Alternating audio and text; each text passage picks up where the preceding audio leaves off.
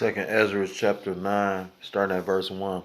He answered me then and said, Measure thou the time diligently in itself, and when thou seest part of the signs past which I have told thee before, then shalt thou understand that it is the very same time wherein the highest will begin to visit the world which he made. Verse 3. Therefore, when there shall be seen earthquakes and uproars of the people in the world, then shalt thou well understand that the Most High spake of those things from the days that were before thee, even from the beginning. Verse 5.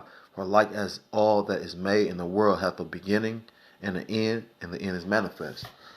This is the book of 2 Ezra, chapter 6, starting at verse 22. It says, And suddenly shall the sown places appear unsown, the full storehouses shall suddenly be found empty. I'm going to start off by giving all praises, all honor, and all glory to call Loyim, La Yahweh, Bahashim, Bahashim, Rach, Yahweh, Bahashim, Yahweh, Bahashim, Racha, Kodash, Barakatham. Double honors to the apostles and elders, a great millstone who rule well. Peace and salutations to the Akim, across the four corners of the earth, pushing this truth with faith and sincerity, as well as risking their lives, as well as their freedom to do so. Shalom to the Aqua, as well as the Akim, out there listening and learning. Lord willingly, this is an edifying lesson. Shalom to the Israelite foreigners scattered abroad in the land of other nations, appearing like the other nations, but subscribing to this truth. To you, I say Shalom. This is Brother Yahweh Sap out of the GMS Cleveland Church, a fellow servant, coming at you with another lesson through the spirit and power of Yahweh Shemel Shai. And brother, came with an article out of the USA Today, and Lord willing, this is an edifying lesson. All right, this from the USA Today. This is today's paper, and the subtitle of the article is "From Cars to Groceries, Prices Are Skyrocketing." It is just a recovery blip or a return of 1970s like inflation. So it's hyperinflation going on. First starting off, one of the things starting it off was the passing all these stimulus checks. Everybody getting all these loans and these PUAs and so on and so forth. The government just gushing out paper dollar money, and on top of that, you got this whole cyber attack thing going up. So the gas is going up, So like I said, from cars to groceries, prices are skyrocketing because it's prices going up on all types of things right now. And that's the point. Like, that's why we came out with that second Ezra chapter 9, because these is part of the signs. These are part of the prophecies. Like I said, the sown places in second Ezra chapter 6 about, that's talking about the food, but that could be talking about anything, because you got to remember, like you said, the price of gas, the price of certain things skyrocketing. That's going to be basically a famine for people that ain't got money. Because if you can't afford to buy certain goods because of the prices going up, then that means that you suffering, you're going to be lacking. So, and that's all prophecy. You got it. Right, and this is the same thing that happened back then in ancient Egypt. The money had failed. The money had the money failed. And that's what's gonna happen again in this time through this hyperinflation. The dollar go eventually all the way crash. This is Genesis 47:15. It say, and when money failed in the land of Egypt and in the land of Canaan, and all the Egyptians came unto Joseph and said, Give us bread, for why should we die in thy presence? For the money faileth. So when a dollar crashed, because it's good to say it's no new thing under the sun. Everything repeats itself, and this time gonna be the worst time ever. So this gonna be worse than ancient Egypt when it was a famine in the land of Canaan, and it was no more money. It's gonna be worse than that, and people gonna be begging Esau, because he a modern day pharaoh, to give them bread, to give them bread and water, and it's resources to live. You about to say something? Oh, come. But this is on this article. It say in a Harris Poll survey for U.S. Today, 64% of respondents report higher prices for groceries. And on the picture is a lady looking at the meat, looking at the prices of the meat. And I remember when this COVID, this boogeyman stuff first happened. You know, um, the ground beef, a big thing of ground beef is like $20. Con. Um, and this gonna be worse than when the boogeyman came. And you got to think about this much too. Like I said, I remember that as well. And then it went back down to like what it was before the pandemic hit. But you don't even know what that is. You got to remember they euthanized a lot of the cows. Like, all right, we don't know what we eating. On top of that, you got a chicken shortage going on. Oh yeah, then last year you had the coin shortage. So famine is in multiple ways, right? And that's why I brought up that second Ezra chapter 6. And the song place is gonna be right. The storehouse, because at the end of the day, that's literally talking about the food. And like I said again, if you can't afford to buy food, then that's a famine on your part. But at the end of the day, that don't necessarily have to do with food. It be like you said, the coin shortages.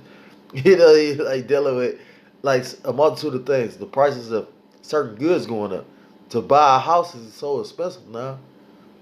Right. Yeah, right. So all this is about it, and it's not a coincidence that this is all happening around the same time. You know what I mean? Like the Lord literally setting it up where, come on, you got the gas shortage. I mean, like that's a famine in a way. And so at the end of the day, like you got the gas shortage, then the price of goods going up, like the shortage of food. They already talk about in certain places in the country, you can't get chicken, you can't get gas. On the West Coast, gas is short. On the East Coast, gas is short. Virginia, the South is gas. Yeah. Right. You got it. I got a precept. This second Ezra 15:5. Behold, saith the Lord, I will bring plagues upon the world, the sword, famine, death, and destruction. So there you go, famines, and these different plagues. And when you read the second definition, Google definition of the word plague, it just means cause continual trouble or distress. That's the spirit. Because a plague, like you said, and with this gas shortages, with like I said, with these food shortages, all this is trouble, right? Right. Continual trouble is you constantly not being at ease, being at rest, because these modern day Babylonians, these Americans is used to being at ease, getting their benefits, going to the store, going out to kick it, going to the movies. That's so on day-to-day routine. But when some of them resources that you got to use, like gas, food, when them things are taken away, that puts you in a more uncomfortable state, because what you're not used to doing is affecting you now. But just back to that article, it's Deborah Wigger of Queens, New York, normally rents a car to drive to Philadelphia area to visit her parents several times over the summer. And that's a spirit, whoever this woman is, that live in Queens, New York. That's something what she normally do. That's something that she's comfortable doing, renting a car to going to Philly. But now she can't do that because prices on cars going up, prices on gas going up, so on and so forth. So now it's now it's being harder for her to do that. She's being less at ease than she was. But she says rental cars prices are up 20% to 30% since her last visit, and a 3-day weekend rental would cost $500. I'll take Amtrak, says Wigger, a rental consultant who lost her clients because of the pandemic and lives on enhanced unemployment benefits. And that's the spirit. She living off these benefits and stuff like that. But now prices on stuff is affecting her. So she probably getting benefits, but now she can't afford to get her rentals. She gotta take the train, But hey, eventually these benefits gonna be taken away, because when you take time to think about it, like they already talking about it now. Like there's a benefit to not work during the pandemic because they paid you more to not work than to work. Right. Now they taking that away. You know, like you got all these states talking about. So you got 9 states for as of now that's talking about cutting the federal enhancement to $300, the extra $300 from the government, because most people get like what 200 a week from regular state. That like basically that's an extra $300. You had people that literally worked at McDonald's restaurants that was getting that type of money. You know, when it first started, they was making more than that. So you know, what I mean, like you said, but now they're trying to take that away. So like you said, these benefits are being taken away in your face. You got it. It's a customers' prices jumped 4.2 annually in April, the most in 13 years. It is a blip or a harrowing return to the 1970s. You know, so that's the spirit. It's relating this inflation back to the inflation like back in the 1970s, because there's no new thing under the sun. But things just go constantly get worse as we get closer to these latter times. You know, in the same like I said, Second Ezra. I'm gonna just quote it real quick. In Second Ezra 14, verse 16, it say, "For yet greater evils than those which thou hast seen happen shall be done hereafter." So, things that people seen or things that we know of, like the siege of Jerusalem, the hardcore slavery, you know, the lynching in the 40s, and so on and so forth. These bombings, Black Wall Street, and you know the compounds in Philadelphia, and so on and so forth. It's about to be times that's about to be way worse than these times that already took place. You know, it's gonna be them same things, but in a harsh act.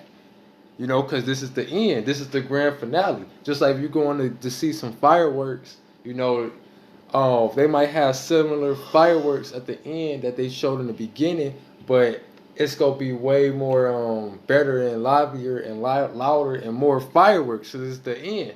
You know, it's the end of the show. Um, Back to this article, it say it isn't just the usual culprit. Gasoline pump prices have soared 50% from a year ago, but a core inflation reading that strips out volatile energy and food items increased 3% annually, the largest advance in 25 years. So everything going up, you know, with this hyper inflation going on, and this just gonna bring more sorrows to these people in America. You know, that's been comfortable um, living in this society and having it go function a certain way. You know, people thought taking the thing and you know and staying in a house was gonna fix everything, but that really made it worse. Right. But this Matthew chapter 24:7, it say, "For nation shall rise against nation, and kingdom against kingdom, and there shall be famines and pestilence and earthquakes in diverse places." You know, and this go back to that Second Ezra 9, because the Lord said these things was gonna happen before the end come. You know, and one of the things it mentioned was famines. You know, and famine could be all types of things, not just food, but clothes, gas, water. You know, shelter. It Shit, can be benefits, like you said, like I said, they can't afford to actually take care of you. Like I was listening to the elder apostle Tahar, he was saying basically like, I forgot what was the term he used, but basically like he was talking about the Biden administration. They cash it, they making statements that they can't really like own up to, because right now they're borrowing money. All this hyperinflation, that's why. What all that printing of money actually like made the hyperinflation come. You gotta remember they done passed 4 stimuluses already, and they still talk about passing 2 more. So if it's already hyperinflating now, what do you think it's gonna be if they pass these other 2? Oh wait. It's over with now. It's just you don't really most like the brothers in the truth. Like brothers can see it. We go. It's not actually over with, but I mean, like it's no bouncing back from this. Like, cause the thing is this: they want to break this system because they try to bring in a new system. Right. They try to come with a digital dollar. So to come in with a whole new system, you gotta do away with the old. So right now, like I said, they're trying to actually, the blessing that's coming is a blessing that they're giving out this money, but it's also it's a double-edged sword. You know what I mean? Like the Lord, is the blessing coming from the Lord. The Lord giving brothers money and people money, even niggas. People getting money right now, but they get money now because it's gonna be a time when you ain't gonna get no money. Right? The Lord works on balance. You got it. Verse 8, it say, all these are the beginning of sorrows. God, you feeling sorrows now? Huh. Bitch, people, well, all this free money going on right now, you got people robbing. I was just at, like, I'm dealing with some court shit right now. And basically, you got people bragging about how they get these loans and all this money, but then they talk about people that stay on their street robbing everybody on the street for your little stimmy.